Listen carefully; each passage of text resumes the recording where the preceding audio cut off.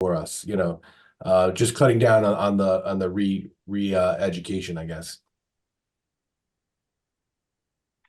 Mary Yeah, or Bill, do you want to, Bill or Mary, are you going to address that? yes, unless, Bill, did you have something? No, if you don't mind, Mary, just to Margarita's comment about, the contextual aspect of neighborhoods, understood. But again, we start with somebody comes to us with an 830G project. So we all know there's one that's been talked about a lot, and everybody, a lot of neighbors are unhappy. Single family neighborhood, 3-story project that's been proposed and approved. That came to us as a 4-story, 830G. Again, if we could have said, build a 1-story, build a 2-story, I think we would have gone there. But again, the developer wasn't going there. The financial information he provided to us didn't enable him to get there.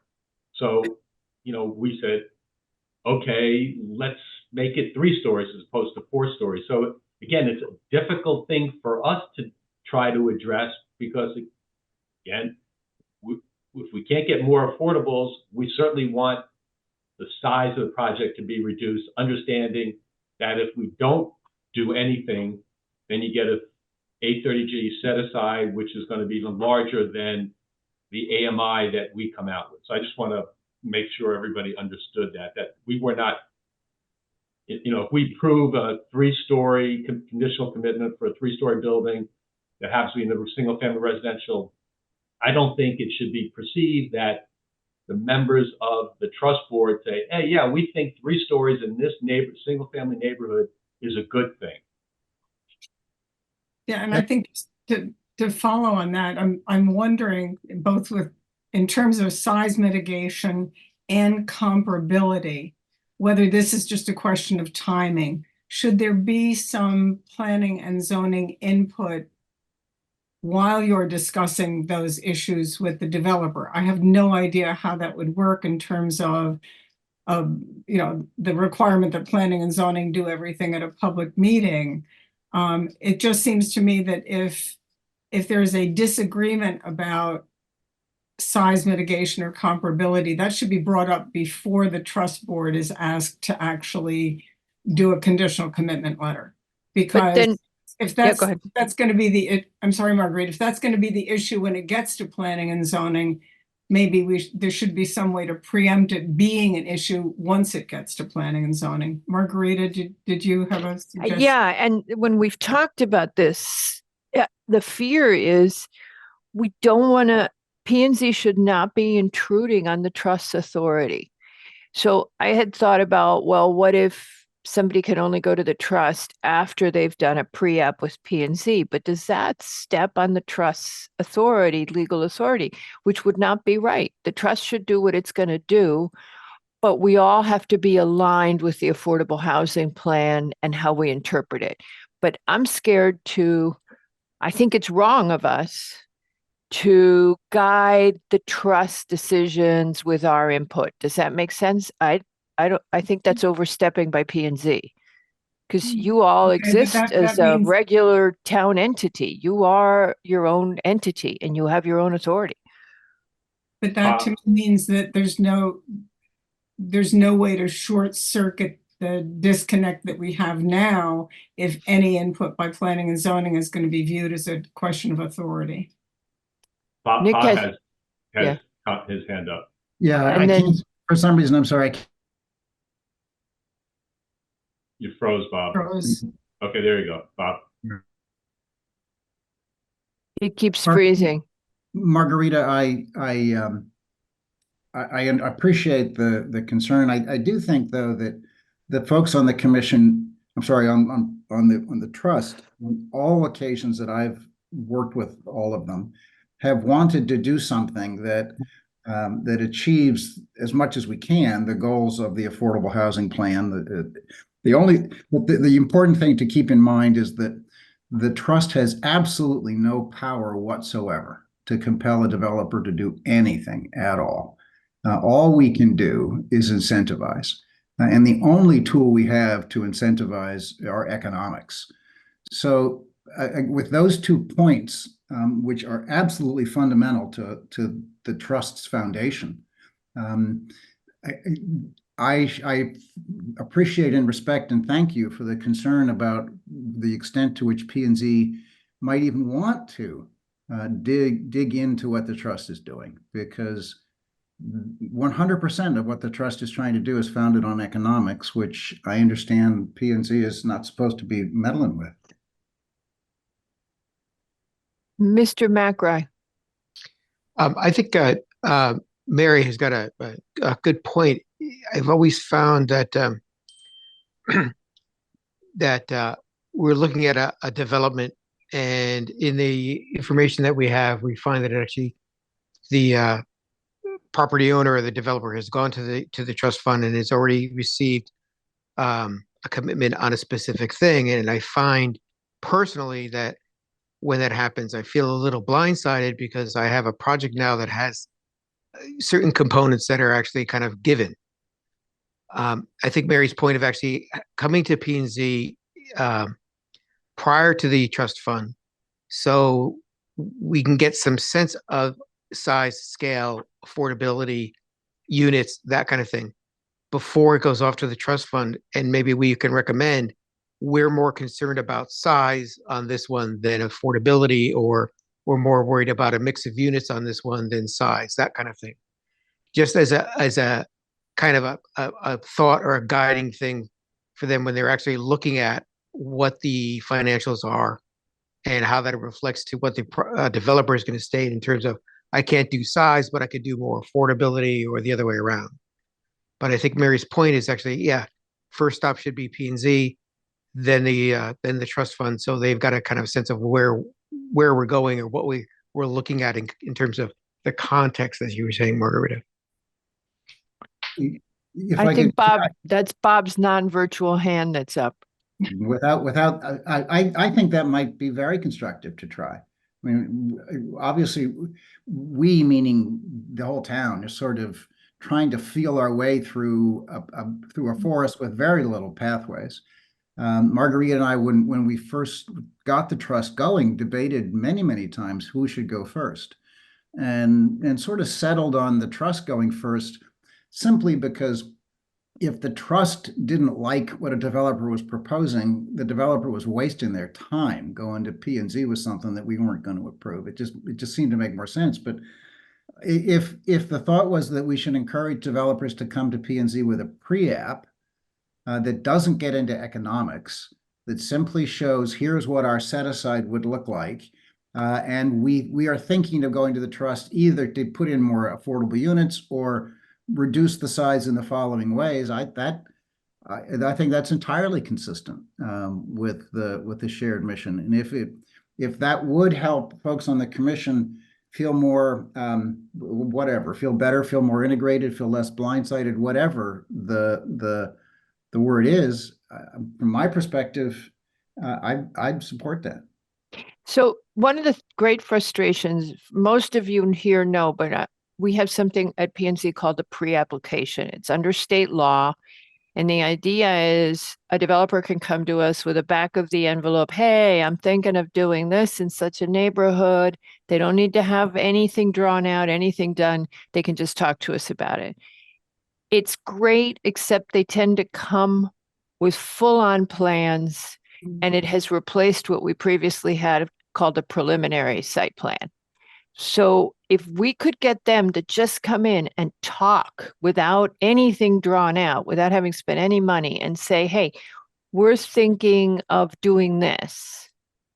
We give them 3 points of guidance, and then it goes to the trust. That's what Bob and Mary are, I think, saying. Then we are all kind of moving in sync, maybe, or something that makes sense. Mary? Yeah, I think particularly if the guidance is given to the pre-app, that one of the things we would be interested in knowing is, what do you see as the possibilities for assisted rather than set up, full 830? Not sure we should touch that. Well, Can you be more exact, Margarita? Well, Not- I'm not- not sure we should ask the applicant. Oof. Patrick or Tracy, what do you guys think? I mean, I don't think we can ask an applicant who comes in for a pre-app. Do you think we can ask them, oh, what would you think of going to the trust? And how do you feel about doing assisted? Margarita, Oh, I'm not oh, even, sorry. I'm not, no, I'm not even, oh, please go to the trust. It's kind of like you're coming in with an 830G. What would be the alternative? Well, we don't have 6110. What would be the alternative in terms of a form of incentive for affordable that would be attractive to you? And the answer Okay. is we don't have to talk about where the assistance comes from, whether it comes from the state or the trust or nobody. But just have you consider, it's an 830G, have you considered the possibility that instead of a set aside, you would do an alternative of different size or more affordables, given the location of your proposal? And I think Okay. there might be some comparability that would sneak in there that would be very helpful guidance for both P and Z and the trust. It's not, we're not hammering them, we're just asking politely. Would you consider, would it make a difference? With some developers, they might not be interested, and they can tell us that, and we can leave it alone. Bob. Bob? Hi, yes. I think on this question, I'm kind of coming down with Bill and Margarita. There is an assigned seat on the voting board of the Affordable Housing Trust for a P and Z slot. I think there's a reason for that. And that's where kind of the flow of information can happen, or the conversation. I think to formalize in an order or a requirement to come to one or the other.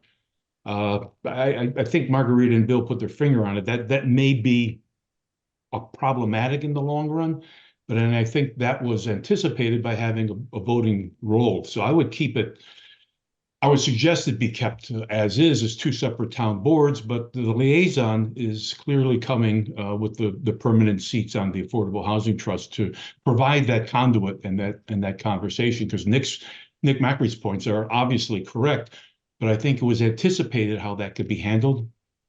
And Bob, I'm that person. I'm the one with the two hats on. Right. And let me just make it perfectly clear. I really appreciate your input on that, because I'm new having two hats on, so I can use all the guidance I could get at this point. A pre-app before planning and zoning is not formal. It's not even advisory, frankly. It's directive. It's guidance. So you can have a discussion in a pre-app purely for purposes of asking questions and getting answers. It has no effect when the application comes in. It is not binding. So it's kind of the one opportunity for planning and zoning and the applicant to just talk. So don't, just because it says pre-application, it's not an application. It's really kind of a discussion. It's what do you think about, would this work, would that work? Yeah. So I think I'm agreeing with you, Bob, in terms of that's an early opportunity, and it gets rid of issues that we might find too late if the trust goes forward with a potential applicant and then comes to us with the decisions already made. So again, pre-app sounds more serious, I hate to use that word, than it is, but thank you, Bob. And don't forget that Patrick also wears two hats. And that even though he's invisible at the moment, he does wear two hats. There he is. And he can comment very importantly on process, on the appropriateness of process. You do have to know that as an AICPA, a certified planner, both he and Tracy are obligated to further inclusion and affordable housing. It's part of their, what it says they have to do. So they will always be on board for that. And they will always be supporting the objectives of our affordable housing plan. But at the same time, they can weigh in on whether we're following sound legal process, which is key here. Yeah, and I think legal, not legal process, but legal interpretations is something that is another critical issue. And, you know, we're kind of experiencing now with a couple of projects, and, you know, members of the trust board, we tend to use our own legal interpretations to what's allowed and what's not allowed by going to the 830G statute, reading it, and if it doesn't say you can't do something, and there's no direct case law on a particular issue that has a definitive ruling, you know, we say, okay, therefore we can do it. Now, obviously, you operate differently because you have legal counsel that works with you and gives you guidance on what their interpretation is. So that is another area that is ripe for, I'm not going to say disagreement, but for divergent views on a particular issue. I don't know how we get through that because, you know, we're not going to have, I don't think, legal counsel sitting in on our meetings and giving us opinions. That's their job to do that for you. Well, they Although- don't sit in ours either. So, you know, when we get those opinions, we were happy to share with them. But we're a disadvantage in the similar way that the trust is that we go to training, we read the case law, and we get a opinion of things, and then there's varying shades of the gray that come with those. So but yeah, that is a source of information as we can all share with one another. So hasn't been a problem, but it shouldn't be a problem in the future. I would just say one other thing is that the trust decisions all make sense when they're looking at the facts that they're looking at. When it comes to the commission, it's all encompassing, right? It's site work, it's all, you know, off-site improvements, you know, the drainage, the traffic, possibly infrastructure issues and everything else like that. Flooding. And those things can make the project totally infeasible for that process without anything to do with what the trust decided. And so to get back to my earlier point, that's why I feel the applicants are trying to, you know, mince words here. They're saying everyone thinks this is a good idea. You should think it's too. And it's like, well, hold up. We're not looking. We're not. You know, you're telling me the unit mix is okay, and I'm telling you that it's going to create flooding, and those are not, you know, those are not the same factors. And so we, you know, I think it is valid. You know, talking about the order of things. I'm not seeing the issue being that if the trust goes first and it comes to the commission, that the commission is stuck in any way, because I think if the alternative is the full set aside project, and the problems that they're having with the assisted is drainage and sewer and all those other things, then, you know, there's probably little possibility that the set aside is going to work, right? So, you know, there's sometimes it is the product and not so much the production of the thing. So, Peter Burke? Yeah, I like the idea of going with the pre-app first. I'm concerned that the trust credibility will get undermined if it repeatedly gets the proposals go to P&Z and get turned down. The developers are going to not want to come to the trust. I know that, and I think it also gives the public an initial say. I know the public is almost always going to be opposed to anything that comes up that's 830G, but at least you sort of get a sense of how strong the public outcry is going to be. I kind of view the developers as, you know, I'm often find myself educating people that in an 830G, it's the developer who's subsidizing the affordable units. It's not the town. It's not, you know, it's not the trust. It's just the developer. And in a way, they're the good guys. They're a good guy in this process. They may not all be good, but you know, we need them as if we're ever going to get anywhere near that 10% goal or any other goal that's in the POCD. So I do like the idea of the pre-app. Mr. Finger. I too think that's a good idea. In addition to some of the issues we've been talking about, just to give you an example of something that we as a trust board experienced in our very, very early stages, infancy. There was a large project that came in front of us. We were inclined to say, oh, gee, this is great. It's a big project. We get a bunch of affordables. Let's figure out this and that. That developer then, or the neighborhood association had a meeting, and we were finding out for the first time that there were huge flooding issues, other environmental issues that we were totally, or at least I was totally unaware of. And we were looking at the project without the benefit of understanding some of those issues. We pulled back. So again, that's, I think, another reason why if developer came in front of P&Z on a pre-app, those issues would certainly be discussed, or I suspect would be discussed, and it would be helpful for the trust board if that developer then came to the trust board, because now we would understand other issues that were involved other than maybe just size and some of the more obvious things. So again, I don't think that's a bad idea at all. I agree. Okay.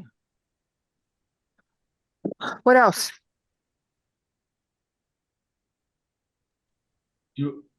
Bob. Thank you, Margarita. Let me be the devil's advocate on this, and I think the difference is de facto de jure. You CPA guys. I think it's a de facto versus de jure requirement. I'm not sure the trust fund should be in a position of deferring its initial consideration to another town board whose mission is not the same as the trust funds. We have a de facto, and you pointed out Patrick and Mary both represent, if you wish, town and P&Z interests on the trust fund, which is a de facto piece of making sure that it's connected. I'd be a little bit leery of a de jure requirement for applicants to come to the trust fund to go to the zoning board first. But again, that one person's opinion. Yeah, We actually don't have any requirement now that the developers go one way or the other, Bob, because we don't have the ability to tell them what to do in that regard. I think the most that we would do is suggest to them that having counseled developers, when I speak with them for the last 3 years, that it's probably more logical that they start with the trust. I think now, if we feel that we ought to try out the other way, what I and others on behalf of the trust would say when we speak to developers is, you're welcome to come to the trust first. You will absolutely be fully considered if you do. But a couple of projects have come up where the consensus was that it might have been better if you'd gone to a pre-app, not through the whole process, absolutely not through the whole process. Just take the simple documents simple presentation you were going to give the trust, and go have a pre-app with P&Z and see how that goes first. I understand your point, but I don't think that it would be a requirement in either case. Mary? Yeah, I think Bob, do you want to answer before Mary goes? Mary, go ahead. Yeah, I think I agree with Bob Varalek that we don't have to make it a hard and fast rule. It's kind of a selling point to the developer to say, the more information you have about the bigger picture, if you will, you're going to save yourself money because you're not going to be going down any sort of blind alleys that would come up later in the process. So you can go to P&Z, you don't have to. If you do, you can discuss assisted versus set aside, or you cannot do a pre-app and don't discuss it. They're entirely free to get as much additional information, both from the financing and the zoning side. I think, you know, again, we're not the police here. So the idea is you have another opportunity. And one of the ways you can address this before you go to the trust is see what planning and zoning thinks, get a feel for the overall project from a zoning point of view. And then when you go to the trust, you'll have an idea of what to present that you know would be perhaps more attractive once it finishes with the trust, letting the trust do what the trust does so well, and then coming back to planning and zoning. You're not going to go down blind alleys. It's entirely up to you what you do, what you ask. You're going to hear from the neighbors. You're going to hear from the zoning people. There's nothing wrong with that. No, don't be afraid of asking questions, which was the form of pre-app to begin with. And just the affordable housing plan we filed was written by several of us sitting right here. Peter Berg, Katie was on it, Bill, Bob, Ellen Brennan Galvin, me. This was a joint effort by us, and it's a commitment by the town. To be honest, I've been trying to talk about what we're accomplishing together as I talk to legislators in Hartford that are not our own legislators. I've been doing outreach to other legislators that the idea they have that Greenwich isn't moving forward is not correct. We're actually doing a lot more than other towns, and we're really making an effort. So not to be discouraged if we hit some bumps. As Mary said, we're finding our way, and we're going to hit bumps as we explore this. And I keep saying that to the applicants too. This is new terrain for everybody. Trying to figure out how to do this in a way that works for the town. It's not easy, but we should, gosh knows we have enough brains in the room, should be able to work it out. Okay, so consider a pre-app, not a requirement, but consider a pre-app. Who makes that call? Maybe Patrick at the upfront when he first hears from an applicant says, what are you thinking about? Because you're the first stop. Well, that's the thing. I mean, some of these discussions, I don't think I know I'm not aware of until we get it on an agenda. So if there's preliminary talks, perhaps the thing to do is to just have like a little checklist and have the applicant answer and say, listen, what's the address? What sewer line are you on? Are you in a flood zone? You know, sort of the big 5 things that we get to, and then we can maybe give, you know, the trust a heads up as to what the or those, at least initially speaking with the applicant about the potential problems that are going to come after the trust talks about the feasibility or the pro forma stuff. So I don't think that that's going to be an issue. I think enough of the legal minds in town who represent the developers know that the trust exists. Yep. And there are enough developers who have heard of us and know what we're trying to do. So whether they go to Patrick first or whether they come to one of the members of the trust board to say, hey, you know, I'm thinking of doing this, the suggestion can come from any one of those individuals. I don't know that it needs to be formal at all. Yeah. I had another thought, which is, I don't know how hard this is, so just throwing it out. Could we, like, say P&Z gets an application that the trust has reviewed and has acted on? The recording of that trust discussion, it might be made more easily available, Patrick and Tracy, to the P&Z members so they could listen to how the trust had thought it through. I know they have minutes, but just to hear what people said, would that be helpful? I know something caught Nick by surprise one day. And, you know, was there a way of better, of exposing that discussion so it was very accessible and everybody knew what the trust had discussed? Is that hard to do? I don't want to make more work. I know how buried you guys are. it's not hard to do. It's just be aware that we tend to talk about, the trust talks about things over several meetings. So it's not And the trust also tends to talk quite explicitly about financial numbers. Well, we can hear that. We just can't decide based on that. That's good. I mean, we're But allowed if to we hear it, hear. Margarita, yeah, if we hear it, Margarita, doesn't that become public? Doesn't the public have to hear it as well? And to Yes, Bob's yes. point, we'll hear the detailed financial information on the project, which maybe the developer wouldn't want out there. I Trust, think there's trust, a the private trust- and These a are all public public. side. the Meetings trust are all is, the public, trust is public notice, Arn. Okay, Everything okay. is transparent and open to the public. So anything a developer says to the trust is, they're hanging their Right. underwear out in public. Once the application is put on an agenda, that material is public, right? So the discussion before that is all, draft or whatever, but once that comes in, it's no longer draft. It's a request to the trust, and we treat it similarly to an application of the commission, right? Because we don't have to be dumb. We just can't make, we don't have to be stupid. We can just, our decision has to be based on zoning. Oh, And thank God so- we had that license to not be stupid. Oh. No, I had to say it.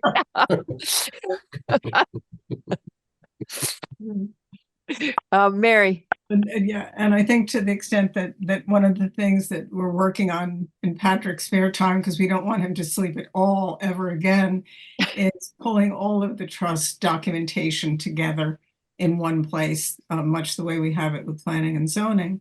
And if we're going to have things like prior commitment letters and prior meetings and prior minutes, that would be the logical place to put the recordings as well. And that way there'd be one place to go to for trust stuff. by the way, speaking of where the trust things are, Bob Barilek and Peter Berg and Ellen Brennan Galvin, who started this off, you all worked extensively on the FAQs for the trust when we got the RTM approval. Believe it or not, people find them useful and they Good. are referring to them. So we should keep them updated. I know it's not easy work and it's not fun work, but the community is using those FAQs. So we should keep it in mind and keep them updated, what we're doing, what's new, because they are a good reference. In fact, that was brought up at a trust meeting a couple of meetings ago as being a priority because it is so helpful. And thank you, Peter. Thank you, Ellen, on that one. Ellen wrote I the agree first with draft, yeah. Margarita, that it would be very helpful to have access to all that public information before we see an applicant. And it's there, Peter Levy, but the problem is there are those of us who love to roam the town website looking for stuff, and there are those of us who shudder at the thought. So let's make it easier for the folks who shudder at the thought, and let's make it very accessible. Well, as Mary said, It's actually very Patrick- easy to find. If Yeah, you Patrick if you and Crystal Google. have been working on that, I believe. And hopefully I'm Yeah. not speaking out of turn. So that's our goal. EBG, Yeah, I wrote a piece and I showed it to Bill and Mary. And I think I sent a copy to Brooks and Sally. I tried to pull together reactions to 830G. There's so much interest. Peter and I had to go before Finance, Health and Human Services, Land Use, etc. We had to go before 4 committees, and there was so much interest and still so much information. It's absolutely amazing, even people in town committees. So I wrote a piece and trying to pull together where we stand, etc. And Mary and felt that I should wait a bit because a lot of things were in flux, and I said, fine.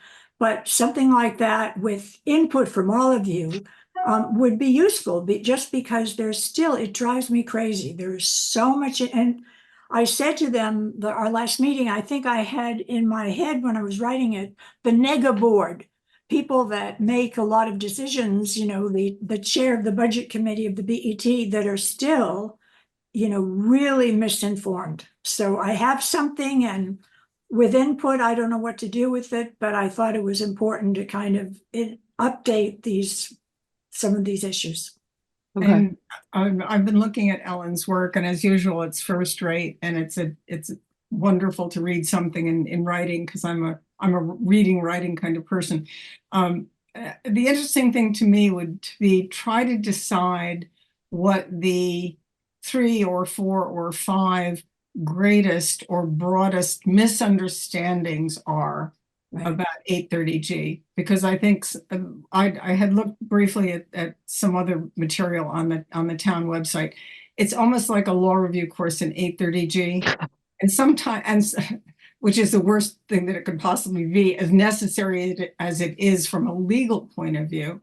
I think the general public, we need to figure out where they're getting lost and answer the questions they have, because sometimes if you don't do that, they won't read through the really important stuff they ought to read because they're still thinking about the questions that they have. And a lot of it is just, oh, we can't, planning and zoning can't deny, or planning and zoning should deny it more often, or, I don't understand why it's this way and that way. So getting a sense of the very specific misrepresentations that people are holding on to because they don't understand, rather than giving them the bigger picture, start with the first 3, 4, 5 points that you want to clear up, and then tell them everything else, because then they'll understand it. And there's a huge amount of misunderstanding at a very basic level, to say nothing of even in Hartford, Connecticut, apparently there's a tremendous Oh, amount. yes, in that little place we call the state legislature, yeah. I don't want to go there. Yeah, and for example, one of the case law things is this issue. Well, first of all, the whole comparability question. The second thing is, and we've all talked about this a lot, that a health and safety issue cannot be hypothetical. It has to be factual. It can't be, geez, well, if you do that, then there could be accidents.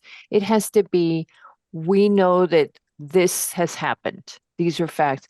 And that's hard for folks to understand about 830G. One of the good pieces of news that we're seeing, I've shared this with Bill and Mary, there is more and more traction at the legislature for some recognition of middle housing, which is essentially, for us, that's 80% of AMI. And there's more and more recognition that this is something that should be counted. There are different conversations.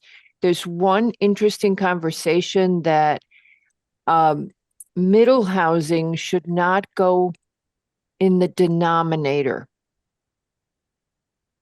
of the 830G calculation. It's just out there. It's a very interesting. So you're not growing. So you're not working against yourself. The town isn't working against itself when it adds housing, if it isn't counting. So you might not even have to assist it as long as it was at 80% AMI. So it's just ideas that are out there, but there is growing recognition that you don't just want to do the lowest tiers. You want to do across the spectrum, folks that are looking for below market rate units. And that's very helpful to us, because we've been saying we got 30,000 people working in this town and they're commuting, and that puts a burden on our traffic and infrastructure. How do we address that with more affordability? Because they're already here. It's a question that's a little different than what we've been talking about. How do we address and deal with issues where, as I mentioned a short while ago, 830G is silent on something, and we being the trust board, gives it an interpretation based upon the fact that there's nothing that prohibits something. Therefore, we say, okay, let's try to get the developer to do X as opposed to Y, because we want to reduce the size and increase affordable rentals. But we have legal counsel in the town that's advising a different commission board, in this case, planning and zoning, that maybe even though it's silent, maybe it sets a precedent, maybe it's a problem. We don't want to be looked at as, being that town that did something that nobody else did, because it may come back to bite us somehow. How do we deal with that? Or do we just take the easy path and say, okay, then let's not do it? We're not being bold. I think trust board members are willing to be bold. I understand that because the commission is in a different seat and maybe doesn't have the ability to be as bold as we're willing to be. I don't know if there's a way to meld those two together. Mary has all the case law. And the key question is, does it set a precedent that is negative for what we're trying to accomplish? Does it give a message of exclusion or of treating people differently in a way that is not consistent with the social justice goals that are now in other legislation in Hartford? So that would be your first question. What kind of legislation is out there and where's it headed? There's a lot about environmental justice. There's a lot about just in general making sure that inclusion does what it's supposed to do and that you are desegregating, if you will, economically at least. So it's to think about the precedent. I think just y'all are lawyers. At least three of you. Bob keeps saying he's recovering, but I haven't seen We real don't act as evidence. lawyers. Yeah, I know, but you have legal minds and you're used to thinking in those terms. What kind of precedent am I setting and what am I doing to the long range strategy? Mary? And Margarita, you basically used the word that I was going to use, which is precedent. There are an awful lot of things that are not prohibited, which would just eventually be used against both the trust and planning and zoning to support a form of development that perhaps is not good either for affordability or the town as a whole. So sometimes, yes, the law, the comparability, I'll use comparability, it's the word of the century right now. The case law is full of discussions of comparability, all of which have absolutely no legal effect because it has never been determined to be the issue upon which a project is denied or approved. But it's all there. It's all, the essence is that the developer provide a benefit equivalent to the benefit that they get from ignoring local zoning. And how you quantify that benefit, the reason why the courts don't touch it is it's not a dollars and cents benefit. It is, what are you doing to this part of town that might affect the next parcel or the neighbors or something that kind of looks like that but isn't quite like that. So the precedential value of going that extra step, it's never been decided by the courts, but it is what the trust and planning and zoning deals with every time they get an application. And it's tricky. Yeah, nobody says you can't do that, but what about the next one? What about the same thing in a different neighborhood? And that's why we're all struggling, because there never probably will be a case about comparability because it's all about the facts, a particular set of facts, a particular development in a particular area with, particular facts involved. The courts love talking about it and then saying, oh, but we're going to deny it for some reason having nothing to do with this, but you really should pay attention to it. It's tricky. That's why we're all struggling. Mr. Barilek. Well, I just wanted to say that I think that from my perspective, and looking at it from the trust seat, I've seen two applications where comparability arguably became an issue. In one of them, we don't know the final answer yet because we've been beating up on the developer to give us more information about exactly what they plan to build. So we don't really know. But it's possible in that one that the developer is thinking that they will short change the affordable units, which is exactly what the cases that had all this dicta, that this judicial waxing forth that Mary mentioned, that those were exactly the fact patterns that caused that emoting from judges. The other one is the exact opposite, where the affordable units in them are going to be the biggest that I have ever seen in my career, having seen tens of thousands of affordable units. And they will absolutely be modern facilities that will be at least, if not more, commodious than any market unit rented in the town. Now, it won't be comparable to a condo that sells for millions of dollars. But to me, that's the wrong question. And so I think Mary's right, it's facts-based. But my perspective is don't worry so much about precedent. Focus on the facts that you've got, apply good judgment to it, and make the best decision that achieves the goal of getting affordable housing, which is what the trust is looking for.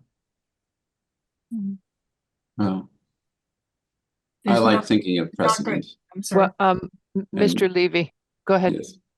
Go I ahead, like- Peter. Yes, I like thinking of precedent and history and salus populi and vox populi, because that's kind of what we're charged with. So we want to create some modicum of order and sustainability of our town and neighborhoods through this process. So I think that we do have to try to continue to massage this stuff and see how Hartford will moderate this through new legislation, because I do think that it's a bit of an affront on our town. And that's why we're all here. We're trying to manage the process. And we can't avoid it. The Affordable Housing Trust is a rather ingenious way for us to intercede and have a conversation on a level that allows us to be more thoughtful. So I'm very appreciative of that. It was very good thinking to put this together.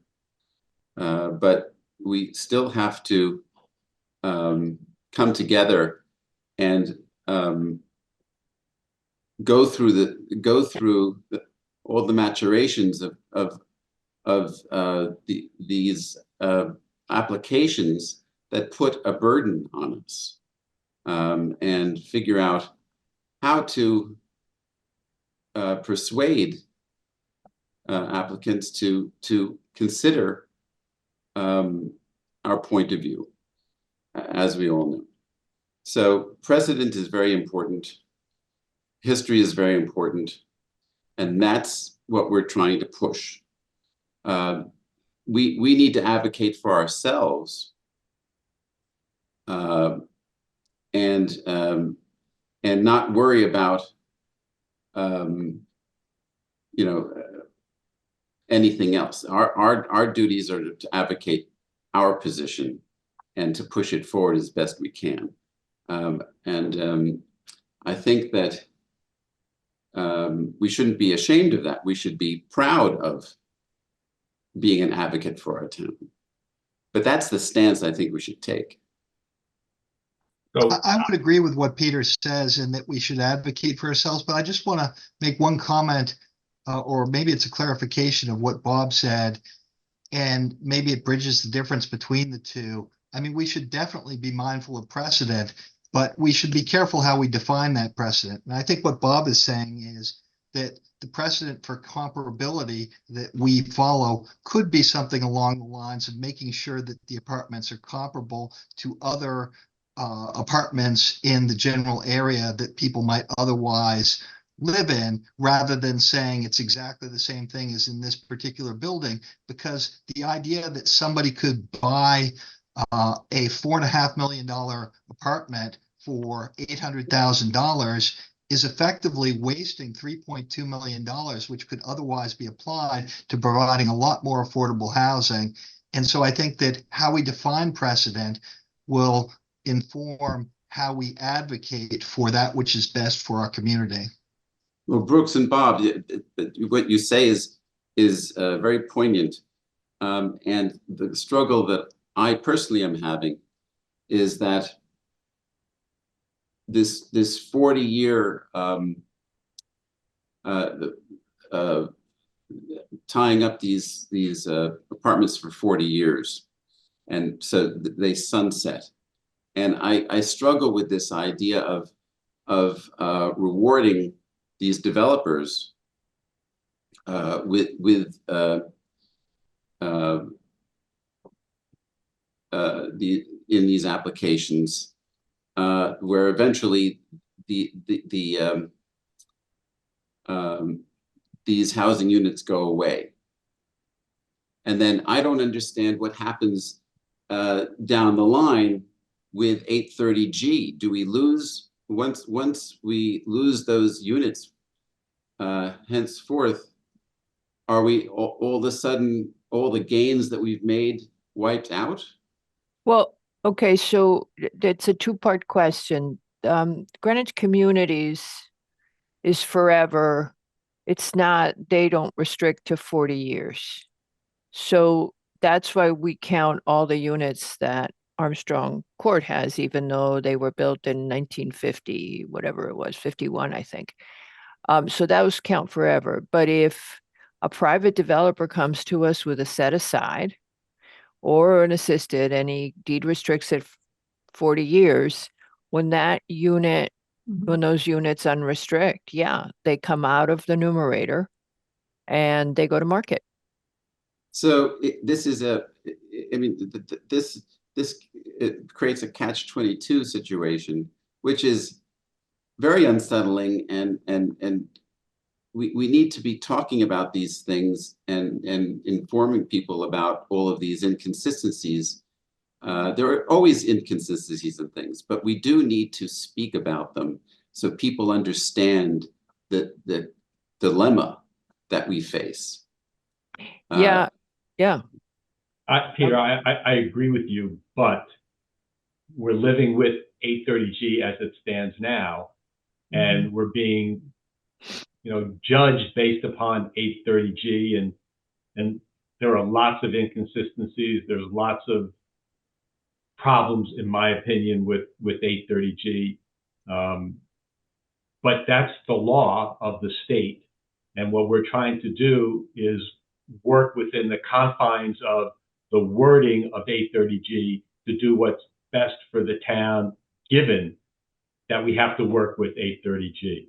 So, I don't think we have the luxury of saying, well, let's figure out 830G is going to be fixed, or we can fix it, and therefore maybe we don't do certain things.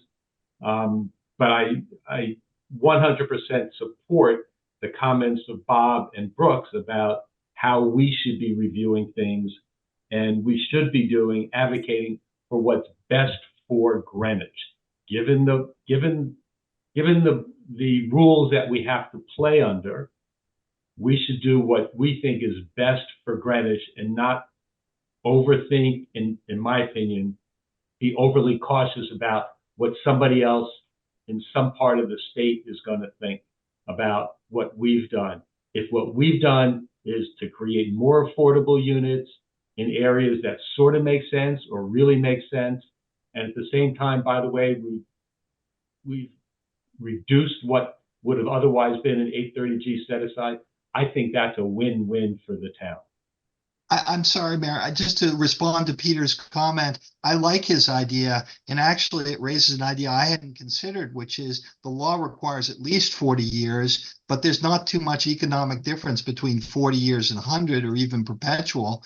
Perhaps we ought to be asking people to put these in longer commitments than 40 years. I think that's a great idea if it's legally practical. It's legal. Much economic difference. It's legal, and if you remember, Brooks, we talked about this when the trust was early on debating what its ask should be. There's no reason why the trust couldn't decide to go from perpetuity and see who and see where the developers thought it made sense. That's a great idea. This meeting has already paid for itself. Mary, you're going to go to the Terry Tundro stuff, right? Well, I just assume not, because I still can't go over some of his footnotes. But to follow up on what Brooks has said, I think sometimes the analysis when it comes to comparability is overlooking other things of value. So if you've got we keep talking about bedrooms and we keep talking about units, but we don't talk about the fact that 40% of a building instead of 30% or longer than 40 years.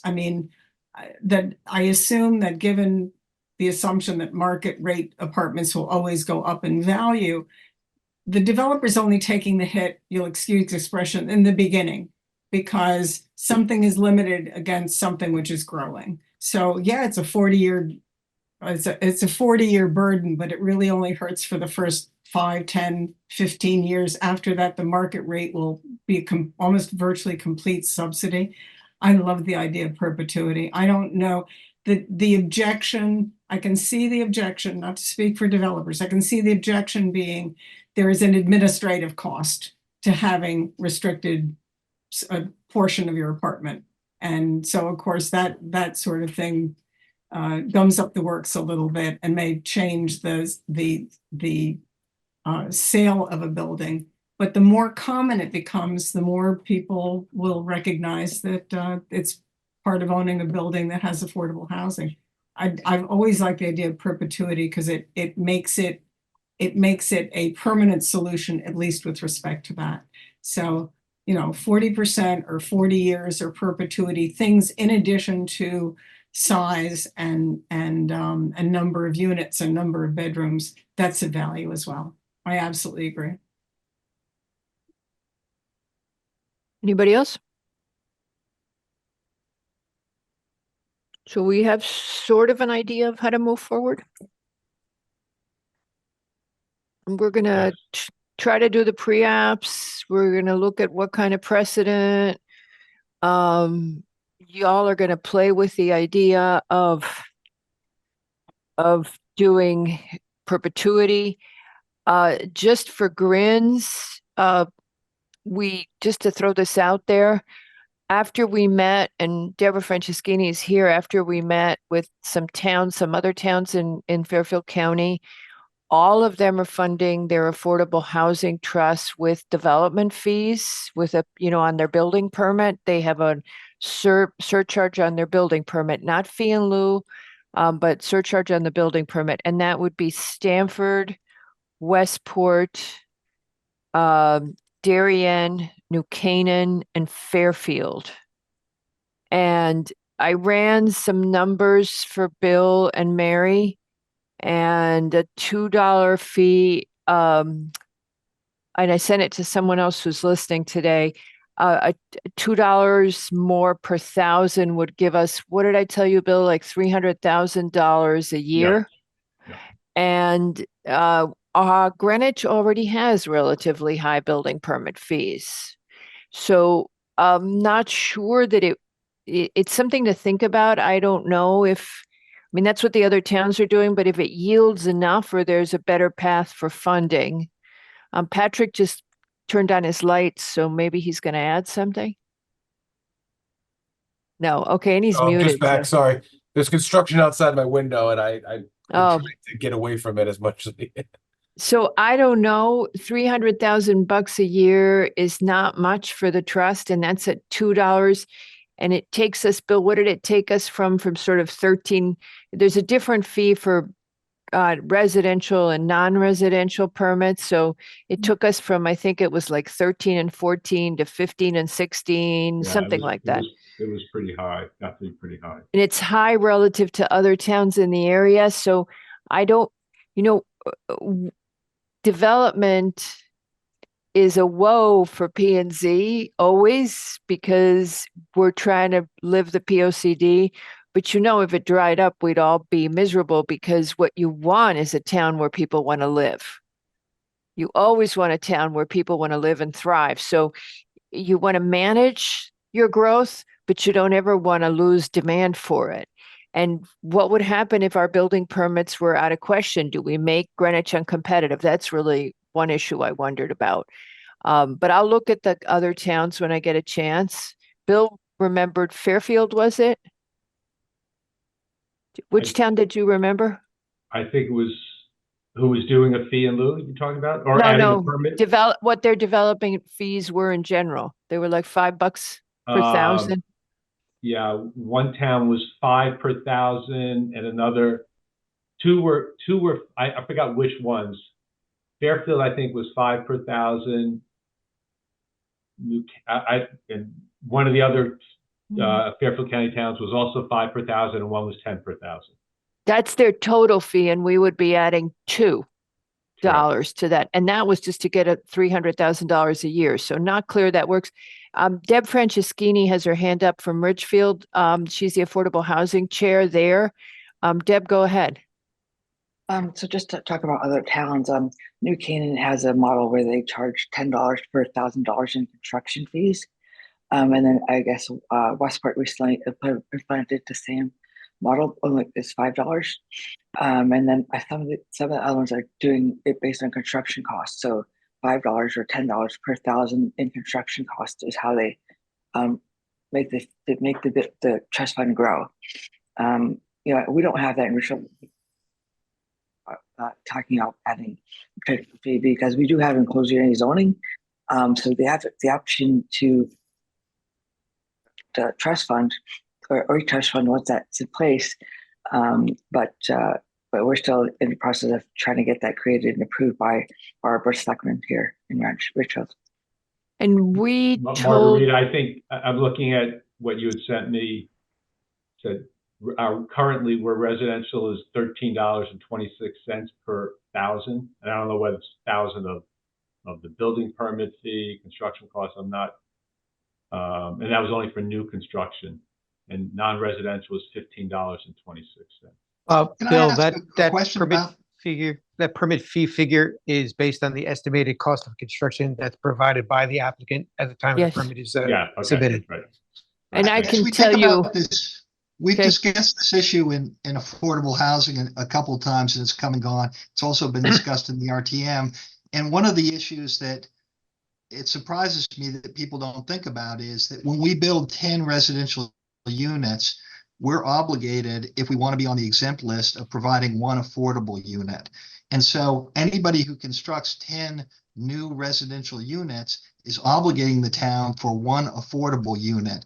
And so they're going to kick in a couple bucks here and there, and then the town is going to be on the hook if we ever want to get off of that list, which maybe we never are going to be able to. But if theoretically we did, shouldn't they make us whole on the obligation, or are we going to ask all the residents to cover the cost of that additional affordable unit we have to provide?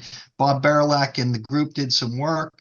10 units creates one extra unit, actually 9 units creates one extra unit of affordable housing. The subsidy required on that unit is about $250,000. So you can do the math, but these other towns are charging pennies on the dollar relative to the liability that's being created for that town. And when we get into this discussion, I will continue to advocate that the charge should be more in line with the liability that's generated for the town so that we can provide that affordable unit that we're obligated to. so our second option is that we currently have not quite an inclusionary zoning regulation. We have, if you want, we will give you incentives, and then you have to, in order to get those incentives, you have to provide, of course, I can't put my hand on the table. You have to provide 15, if you're over 25 units, you provide 15% affordable. I can't find the table right now, but that's so we could, instead of having that be an option, and you and I talked about this 2 years ago, Brooks, instead of being an option, do we make it mandatory? So you build 10 units, you are obligated to give us one below market.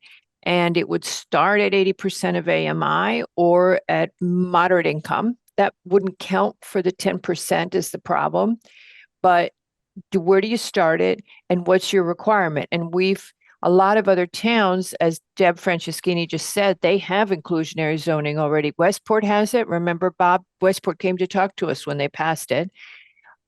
Ridgefield has a nice inclusionary zoning regulation that we've been looking at, and we would just require it. So the obligation isn't created for us. We just automatically require it. Now, the problem is we have to offset that requirement for the builder, what they've told us, and we have to give them some incentives to offset their economic loss.